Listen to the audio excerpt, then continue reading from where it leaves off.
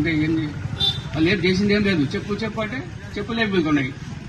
లాస్ట్కి వస్తే రేపు ఎలక్షన్లు కూడా చెప్పులే అవకాశం వస్తుందేమో. ఈరోజు వాళ్ళు చేసిన పనికి మన సర్పంచ్ ఎలక్షన్లు కానీ, జడ్పీటీసీ కానీ, ఎంపీపీ కానీ, ఇవన్నీ ఎంపీటీసీలు కానీ ఇంకా ఈ రోజు వస్తే రేపు వస్తామని చెప్పంటే ఈ రోజు కాదు, ఇంకో సంవత్సరం అయితే కూడా వస్తావా రావో అది 42% తెచ్చేయలేదు, చేసేయలేదు అన్నట్టునే ఉంది. అందుకనే దాని గురించి మనం ఇప్పుడే ఏం ఆలోచన చేయకూడదు. ఊపనే ఉసుగొలుపుతున్నారు. వాళ్ళకి ఈ ఎలక్షన్లు పెట్టే దమ్ము కూడా లేదు. ఈ జాండబుట్ట కాడ మళ్ళా పూజలు చేయడం, చాలువలు కప్పుకోవడం చేయడం అని చెప్పంటే దాని గురించి కాదు వాళ్ళు వచ్చింది.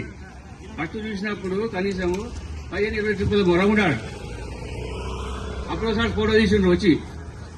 మళ్ళీ కొన్ని రోజులు అయినాక, మళ్ళీ 4 నెలలు అయినాక అప్పుడు 10 మిగిలినాయి. 10 బట్టలు చేయమని అవి తీసిండ్రు. మళ్ళా తర్వాత ఏం చేసిండ్రు, మళ్ళా 3 నెలలు అయినాక మళ్ళీ 3 బట్టలు మిగిలినారా.